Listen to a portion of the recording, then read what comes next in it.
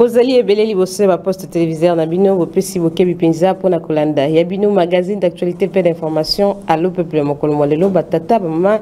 bilenge basi pe mibali topesi bino mbote tofungoli yango penza pona koyebisa bino ite okambi ekolo Félix Antoine Tshisekedi afungola ki penza milulu monene ya table ronde izala ki penza organisé na palais du peuple kune sika esengeli penza kovanda pona kolobelo eteli situation ya sécurité na itini ya est ya République démocratique ya Congo.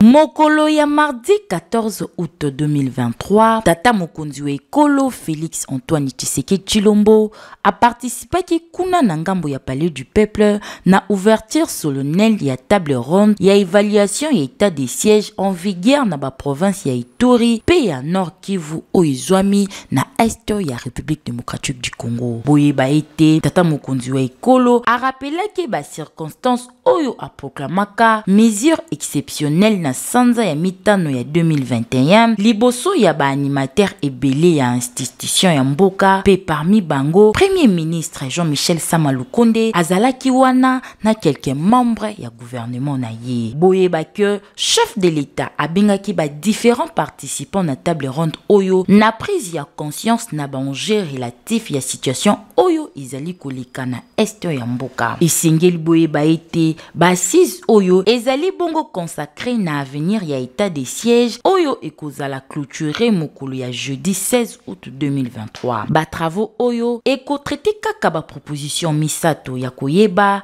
maintien, réqualification pe levé ya état des sièges. Pe na sima ya conclusion ekozala transmis epai ya chef de l'état. Na yango bosimba ete ba chef coutumier, ba représentant ya communauté ethnique, ba société civile ya ba province sous état des sièges, ba délégué ya ba confession religieuse, pe na ba mouvement citoyen, bango pe bazwaki par na table ronde oyo. Pe na terme ya constitution ya République démocratique du Congo, état des sièges ezali mesure exceptionnelle pe provisoire oyo ekozala décrété pour la période initiale ya 30 jours, pe na sima ya ratification ya parlement, mesure exceptionnelle pe provisoire oyo ekozala bongo renouvelé na période successive ya 15 jours.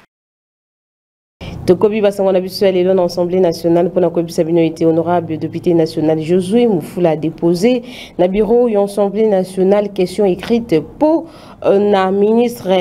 Christophe Lutundula Esengeli na penza ko kende na liboso ya bakeni be ko pona ko telisa penza boni ba passeport ezali kokoma pasi na kati ya République démocratique ya Congo tulandi. N'averti à l'article 179, 180 et règlement intérieur et Assemblée nationale, deux députés nationaux Josué Mufula Eli Yagoma a déposé qui mokolo lundi 14 août 2023 na bureau ya courrier à président et Assemblée nationale Christophe Mboso Kodiapwanga. Question écrite où ils allaient qui adressée na vice-premier ministre, ministre des Affaires étrangères ya francophonie Christophe Lutundula ezali bongo nati na retard o ezali enregistré mikolo oyo na livraison ya ba passeport retard oyo penza ezali komema kokoso na ba contribuable congolais na occurrence mingi penza ba oyo bazali kobela bazali penza kokufa pe ba étudiant oyo bazali bloqué na ba démarche administrative na bango pona Eli Yagoma boye ba été situation oyo penza ezali kokende à l'encontre ya volonté politique ya chef de l'État Félix Antoine Tshisekedi oyo azali penza na poso ya ko faciliter ba citoyens congolais na accès ya ba documents d'identité pe ya ba voyage notamment na oiteli réduction ya frais pe promptitude ya livraison na yango na ya kotel ça a été malheureusement réalité na terrain ezali penza lolenge mosusu yango nde esengeli penza ko rappeler selon ba disposition oyo ezali précité na règlement intérieur et Assemblée nationale na période ya vacances parlementaires. Député national a initié question écrite na terme ya initiative ya contrôle parlementaire. Par rapport à ndenge ba passeport ezo umela et comme ko préjudicier ba congolais ebele surtout ba étudiants ba lingi ko kende kotanga libanda mboka mais aussi beaucoup qui veulent ba olinga ko kende ko se faire soigner na étranger moyen bazwa passeport eza moi passi. Et donc, na côté ici, question écrite, conformément à règlement intérieur na biso pe constitution ya mboka po ete vice-premier ministre aya ko expliquer na ba député na représentation nationale po na nini kozwa passeport na mboka oyo ekomi pasi makasi ndenge wana. Na basango mosusu tokei bongo na ndako ya misala ya ministre ya Etali Mambi ya Défense na kati ya ekolo na biso Congo démocratique mwana mboka Jean-Pierre Bemba pona kopisa bino ete ayambaki bongo ambassadrice ya Grande-Bretagne bango mabale penza basolaki Mambi ke Etali ekolo na biso Congo démocratique pe Grande-Bretagne. Voilà basango. Patron ya défense nationale congolaise Jean-Pierre Bemba Gombo ayambaki mokolo ya lundi 14 août 2023 na Kinshasa ambassadrice ya Grande-Bretagne oyo azali na poste na Kinshasa pona kosolola mai o Italie diplomatie pona trouver solution efficace na crise sécuritaire oyo ba victime ezali bongo population ya Est ya République démocratique du Congo. Bosimba que na sortie ya audience na ye, Madame Alison King a déclaré que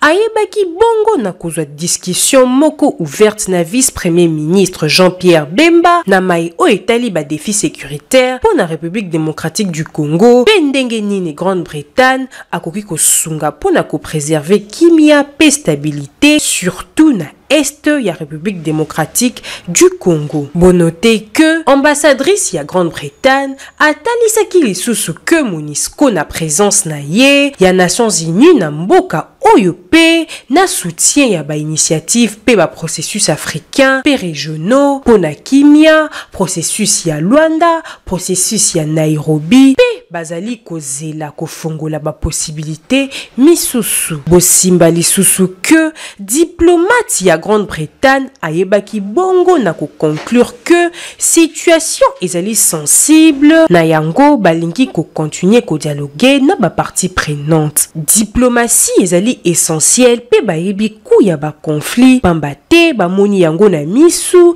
même ba situation catastrophique ya batu oyo bazali ko déplacer kuna na est ya mboka. Na yango ezali pona bango question pona ko sala ba effort pona ko éviter ba conflit pe pona ko résoudre à travers ba solution politique.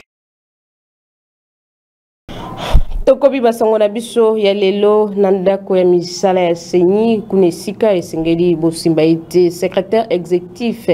ya ndako ya misala ya Seni azalaki penza na lioko likita elongo na ba secrétaire exécutif provinciaux kunesika basolaki na Etali processus électoral pe lolenge ya bosali musala na boko ba province ya République démocratique ya Congo. Bulai wasa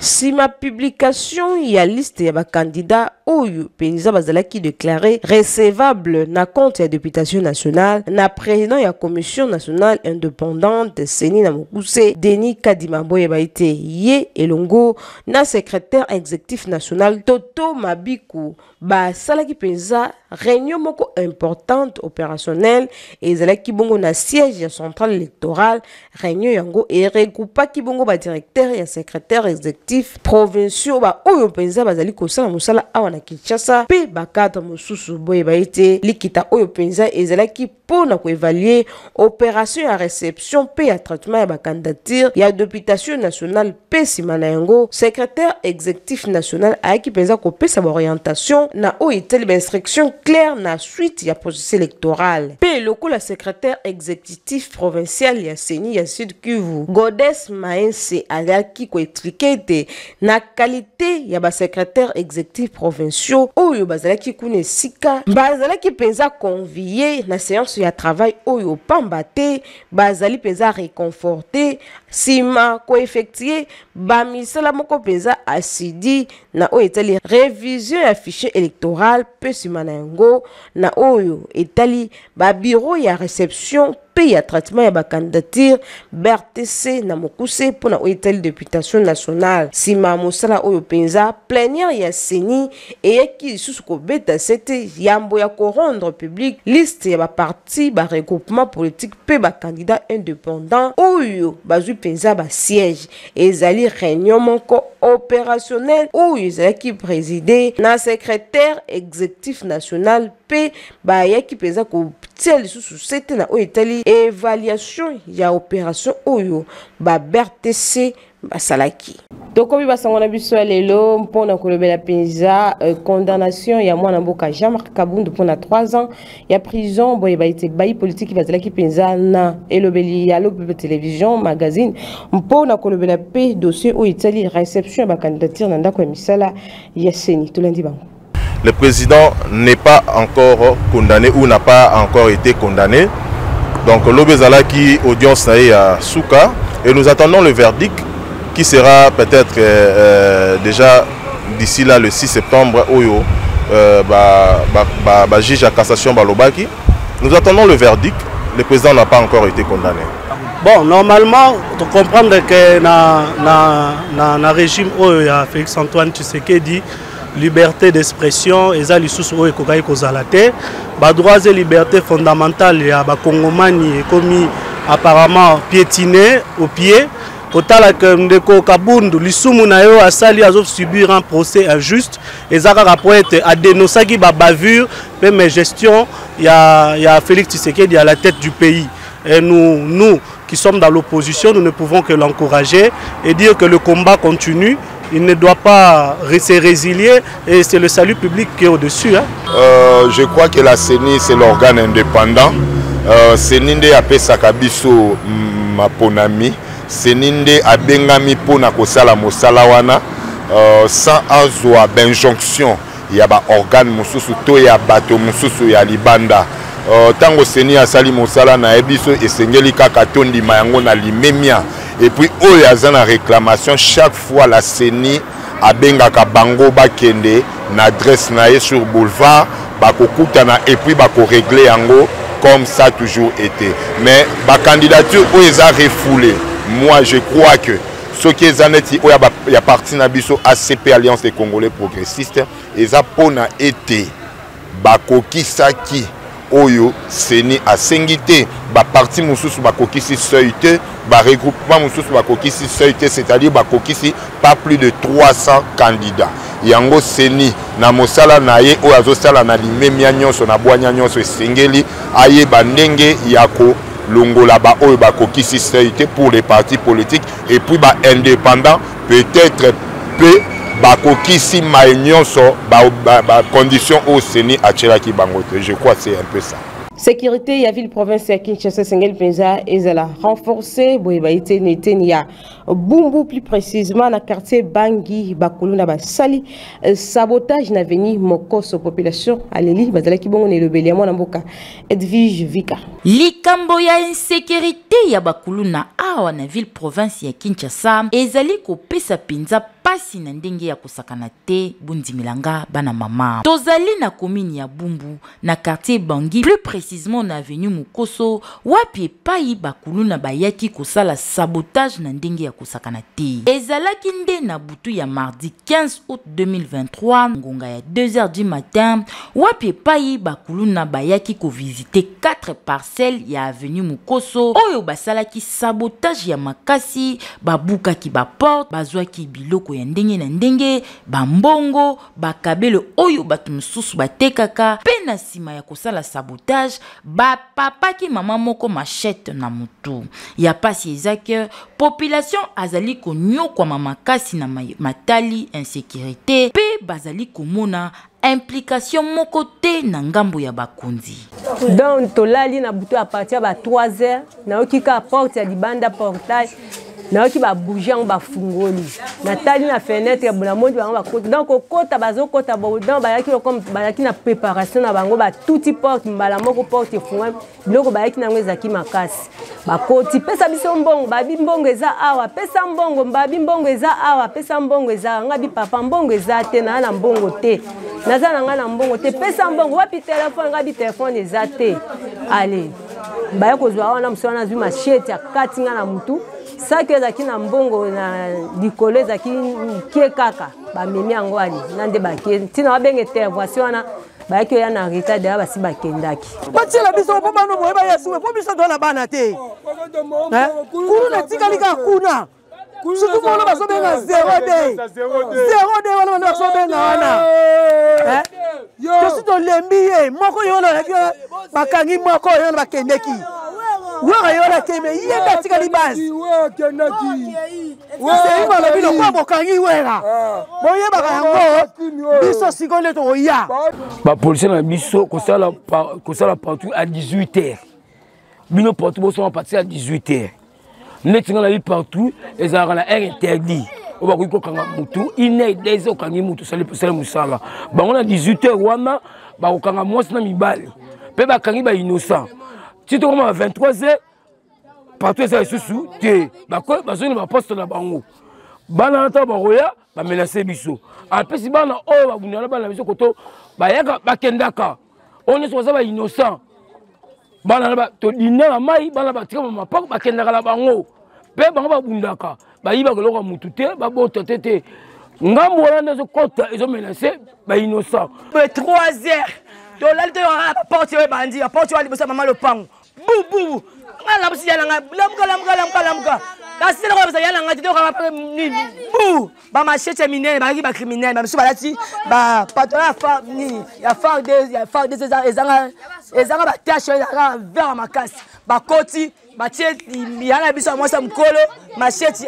ba kote biso na chambre ba tie biso ba machete bobisa biloko boza makabelo ba biso ba makabelo biloko nyonso ekei ba telefone ekei mbongo ekei TV kei na biloko ebele toza awa toza kawo Talatina population ya quartier Bangi o ezwami na commune ya Bumbu bazali kosenga kaka na bakonzi ya mboka batiela bango susiat moko na maya kalamu po ete bango pe ba vivre na kimia. Totika la kaka na commune ya Bumbu, plus précisément na quartier Bandu pour la koyebisa bino ete kuna sika banda ko ekoma bongo abandonné ba kolo mapango penza ba kima mai ya kalamu pe pamba te mapango e koma penza lokola ba fulu moya ko vanda ezalité totali. Et sali pasi pe mawa ya komona lolenge kani bavandi ya quartier Bangi bazali ko vivre na ba condition moko déplorable. Tozali plus précisément na commune ya Bumbu bipai wapi ba reporter ya magazine télévisé Allo Peuple bakitaki na terrain pona kotalisa na bino lolenge kani bavandi ya eteni oyo ya ville province ya Kinshasa bazali ko vivre na kati ya bosoto na ndenge ya kosakana te. Boye bake selon ba information toujours sur place ba habitants ya coin oyo balobaki ete ba vivaka na kimia kaka na saison sèche soki mvula ebandi mai oyo ya kalamu bozali komona e débordaka pe esalaka ba dégâts ebele batu misusu bakufa biloko ya ndenge na ndenge ekenda batu misusu pe basundola mapango na bango pe misusu esika ya kokende ezali te bakoma kobwaka bafulu na kati ya mapango na bango pona empêcher mai kokota na kati ya mapango na bango. Or toyebi ke soki ozali kovanda esika moko na fulu ekreaka ba maladie ya ndenge na ndenge. Mai soko ya tokima bandaku ba ya batimu na biso kalamu bene kitabia po kalamu delegation biete mai yaka na ninga kosakana te mais de ça surtout kalamu kaka nde mai mbula soko ye tokokima kalamu bene batimu na bene kita profondeur po ba mai balabala ekitaka calme biso tozomona pasi bandako tosombaki na tozalaki na ba moyen tosombaki bapango na minute oyo mai ezokotela biso mikolo nyonso mbulo yebetaki leta azwaki charge na bato bakufaki batiki biso lokola bandeko bakendaki na mboka na bawe na makele tomonaki député bazwi en charge ya bato bazindaki bapesi bango biloko ntala ndenge bandako ekomi tala bato nyonso moni awo ezalaki nde bandako ekoma soki tele tokoki kopesa tele ya bafulu bana mibali baliaka bamili fra mpo babwakaka bafulu moyen eza te ata lokatere obongisi ndako aya akoya te po amona citation toza kotoyo kaka lokola bato ya maboma mpo na nini bazotika biso mpo na nini biso nyonso tokendaka kovote mpo tobongisa pepe Kongo ebonga ekoma na bakomine mosusu bakipaka biso te na komine oyo kutu nene toza boye kokolongwa suka te suka ya Katumu bandaki ekufa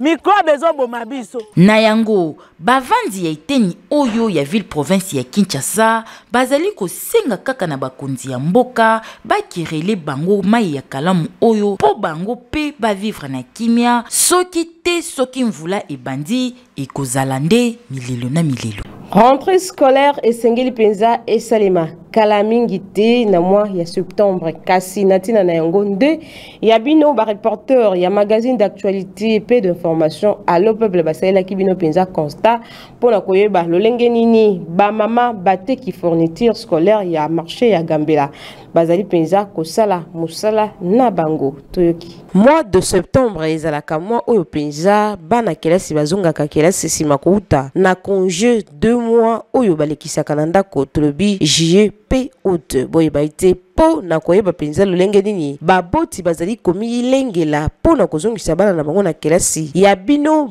ba reporter ya magazine d'actualité pe d'information allo peuple bakitaki bongo plus précisément na marché ya Gambela na Avenue Sport po na kotala soki solo engouement ezali na ba oyo penza bazali koteka ba fourniture scolaire po na rentrée scolaire ya 2023-2024 na kokoma penza ba mama bateki baleli ba lobi eteli kambona dollar ezali penza kokoba kotungisa bango pamba te bazali kosomba biloko na talo makasi penza pe koteka yango ezali kokoma kokoso ba client bazali kokoka kosomba biloko bo elongo bani te na yango bazali penza kosenga lisungi na baye batalaka penza matali nkita na kati ekolo na biso Congo démocratique kobwaka lisu na likambo ya dollar oyo donc rentrant ezali lokola rentrée ezate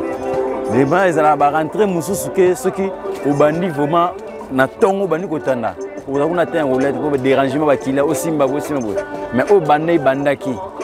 donc au monde batbazer au vendre donc et ça soki rentrer makasi avec na biso sport ne batu bazaka inondé lokola ba chinois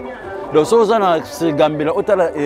prince Kasavubu au moins na kutu ligne te mais les preuves na yo mokaka zara couloir ta ndengi couloir za vide donc batu bazaka to batu to kinoi donc ba futa ba fonctionnaire ba futa ba fonctionnaire mwanda mwana pe biso to ba osoma pa na biso sala surprise na teka na ba sakita ba sakya bana yango ba chemise collège yango ba uniforme o ba tonga yango na tsara donc wenza to zo comprendre te mwana so to kende ti wapi si vraiment ezate vacciner ezate respect vacciner ezate vous vacciner te mo tala ka mo koti o vani ma l'aise pe o finu à l'aise mais vacciner ezala mo ki mo kaka pe ce ko finu ezala ko mais c'est la banata na banata na biloko ti ce ko da kilia mo ezala ko donc il a ça que biloko mo mo ezate mo mais c'est la ça bon rien ongambo mosusu baboti penza bazali pe kolela balobi ete kosomba penza biloko na franc congolais ekomi likama pamba te okoki kozala na $100 kasi mpona kokokisa biloko ya bana 3, 4, 5 ezali penza lipa na nguba te esengeli kobima motoki pe kokalkule bakote mosusu penza po osombela mwana sac kaye uniforme ketch ezali penza benda bika bapapa bamama Baléli. Donc depuis 7 heures je suis arrivé ici. Na zone à Kotambola pona sombe la bana, ba kaye, ba bic, ba uniforme. Constant nini na sali. L'état zolo ba ke dollar ekiti. Mais aussi longtemps ils ont mascarade bazo sala. Ozo ya kokoma réalité ozo vivre ango sur le terrain. Biloko eza ya komata makasi. Vous avez $20, vous changez ça en 48 000 francs. Donc le Kolangana a changé $, $20 comme c'est 48 000 francs. Alors aux hommes qui étaient aux côtés na marché, pour banda ko somba biloko. Ça qui moko bazo bandela yo na ba $30, bazo bandela yo na ba 58 000 francs. Aux hommes qui ezo correspondre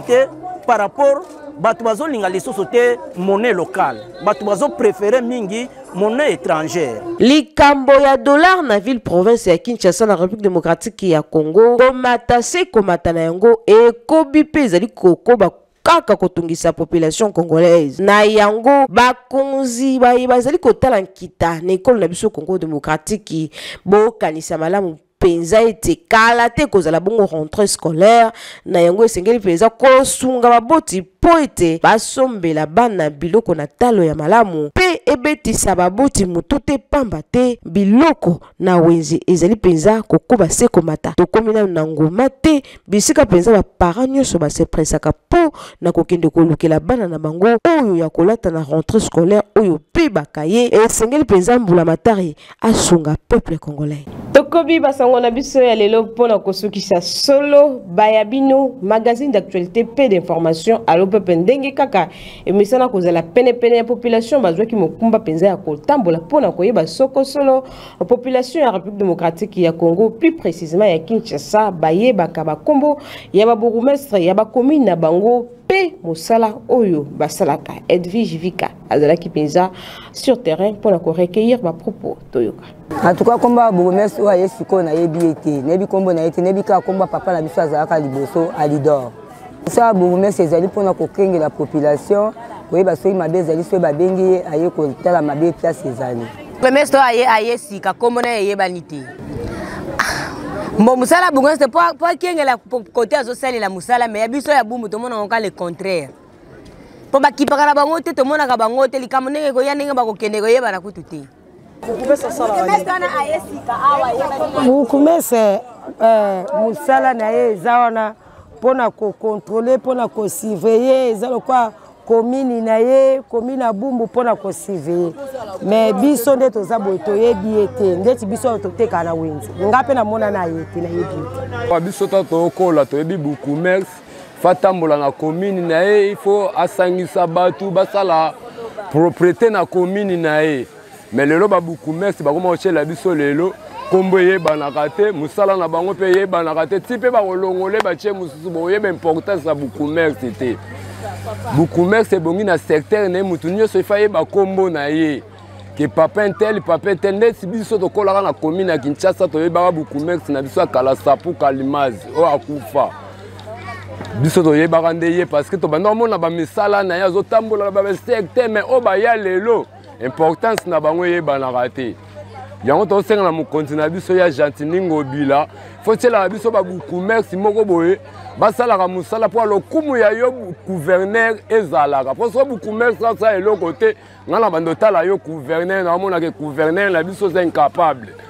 mais fo tiela biso babukumese oyo bayebanaka mpe na population ntango ozonome bukumese yebisa ye kende na komini na yo boyebana na population na yo nayoka mpe sango gouverneur na biso banda tiaka babukumese ayokaka mpe sango te so bukumese asala eloko te eza l'échec ya gouverneur. Voilà, na sango oyo nde toboucle complètement magazine d'information puis d'actualité na biso ya mokolo molelo matondi na bino bayiban so penza bozalaki liboso ya baposte téléviseur na bino po ya kolanda yango topesi merci na équipe nyonso ya lo peuple ba oyo penza ba concourir po ete to offrir bino information oyo kitoko boyeba ete édition ya lelo esimbamaki bongo na exaucé mapasa Edwige Vika sima ya caméra des anges anazima na régie matondi botika la malamu tika ite kimia ya nkolo eingela toujours na kati ya mabota ya bino.